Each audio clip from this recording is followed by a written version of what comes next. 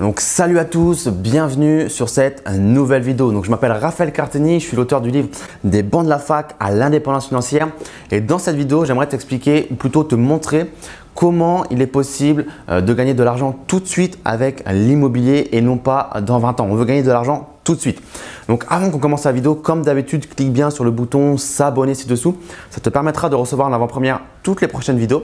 Et lis bien la barre de description puisque j'ai un petit cadeau pour toi. Il s'agit d'un pack de bienvenue au contenu 100% secret qui te permettra de commencer à amorcer ton indépendance financière.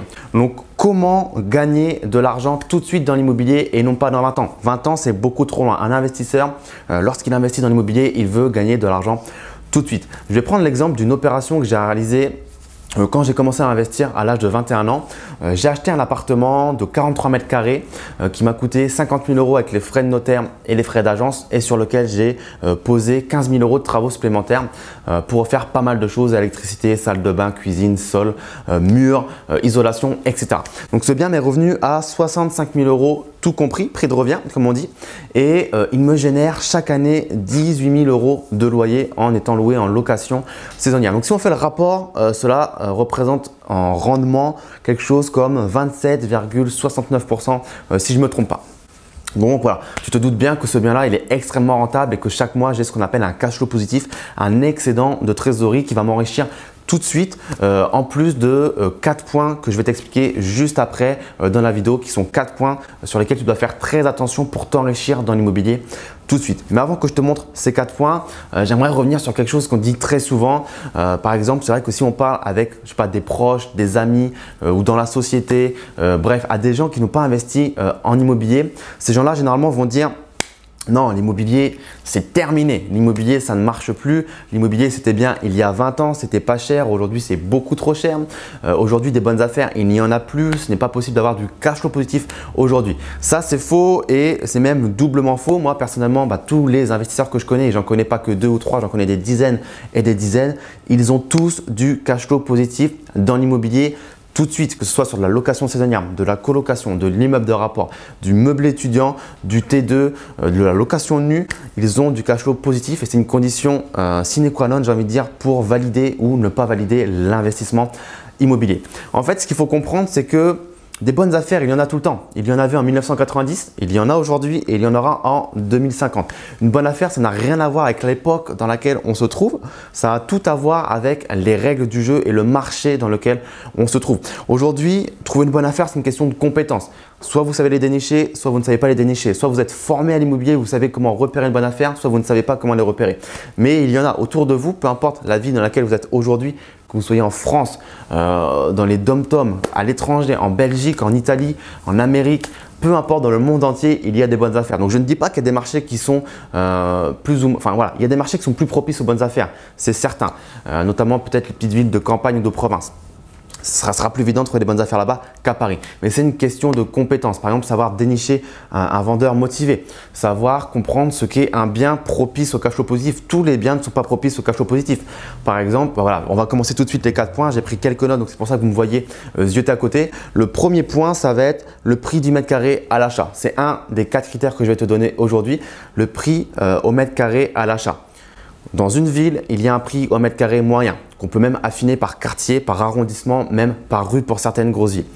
Ce qu'il faut retenir, c'est qu'il y a un prix au mètre carré moyen par ville et lorsque tu vas regarder les annonces pour acheter des biens immobiliers, il faut que tu regardes à quel prix du mètre carré est vendue cette annonce. Exemple, tu es à une ville qui s'appelle, allez, on va prendre Reims.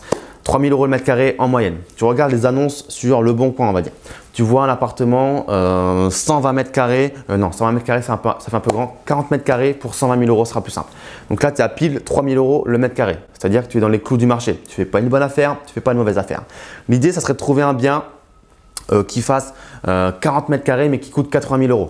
Tu es à 2 000 € le mètre carré et là tu es en dessous du prix du marché. Là c'est une bonne affaire. Donc il y a autre chose bien évidemment à regarder comme critère, mais déjà là ça commence à sentir bon. Donc ça c'est le premier critère, toujours comparer le prix du mètre carré de l'annonce par rapport au prix du mètre carré de ton marché, avec plein d'autres choses à affiner, mais on ne peut pas rentrer dans les détails dans cette vidéo aujourd'hui. Deuxième point, ça va être le cash flow positif. Tu dois être certain avant d'aller signer chez le notaire le compromis que tu as du cash flow positif. Alors comment savoir si tu as du cash flow positif? C'est très simple, c'est des maths, ce sont des additions, ce sont des soustractions. Tu as ton loyer d'un côté qui entre, donc tu regardes quel va être le loyer estimé de cet appartement, donc disons 500 €, et de l'autre côté tu as tes charges. Comme une entreprise, tu as un bilan. Donc tes charges, ça va être quoi? Ça va être le crédit, on va dire 200 € par mois. Ça va être les charges de copro, ça va être l'assurance du bien, ça va être la taxe foncière du bien, ça va être la CFE si tu loues en meublé, la cotisation foncière des entreprises qu'on doit payer lorsqu'on loue en meublé. Bref, si tu as les plus d'un côté, tu as les moins d'un côté. Si quand tu fais le total, tu arrives à quelque chose de négatif, tu n'achètes pas. Si tu as quelque chose de positif, là c'est intéressant d'aller plus loin. Donc là, c'est déjà le deuxième critère pour affiner. Donc prix du mètre carré à l'achat en dessous du prix du mètre carré moyen du marché, plus cash flow positif. Troisième point, ça va être de partir sur une stratégie de rénovation dans un point de vue de revente, de plus-value, mais aussi d'imposition.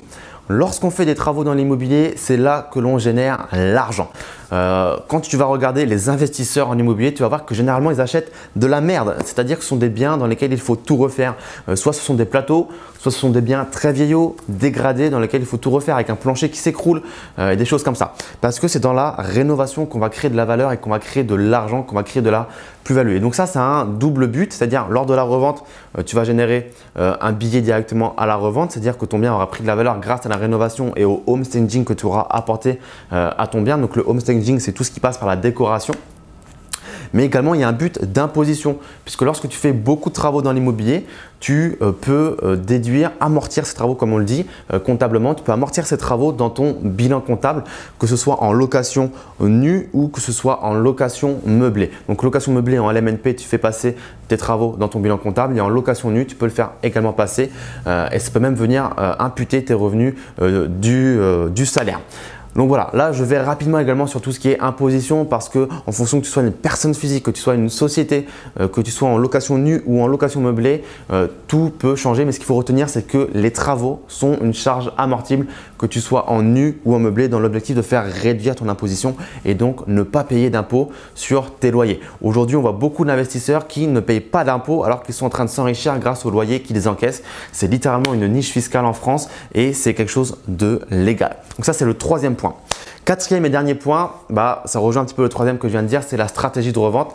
C'est-à-dire qu'aujourd'hui, on dit tout le temps qu'une bonne affaire, c'est fait à l'achat. C'est vrai, mais c'est également faux.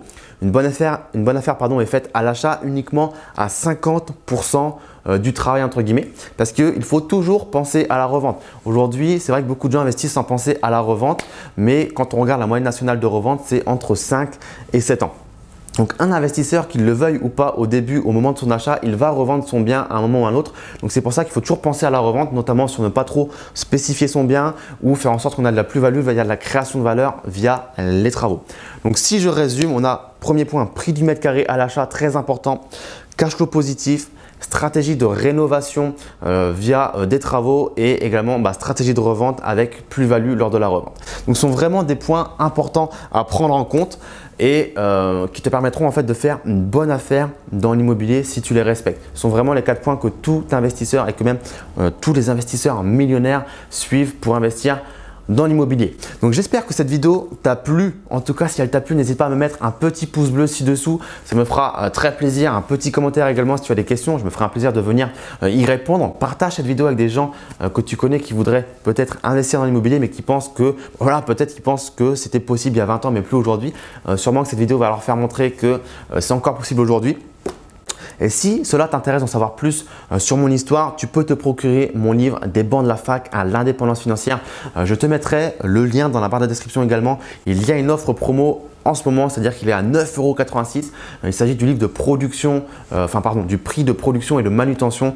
Zéro bénéfice est fait sur ce livre et tu découvriras toute mon histoire de comment je suis passé des bancs de la fac, puisque j'étais étudiant en médecine avant, à aujourd'hui indépendant financièrement, à pouvoir voyager dans le monde entier et voilà, tout simplement. Je t'en dis pas plus, je te laisse te procurer ce livre et je te dis à très vite. Ciao, ciao.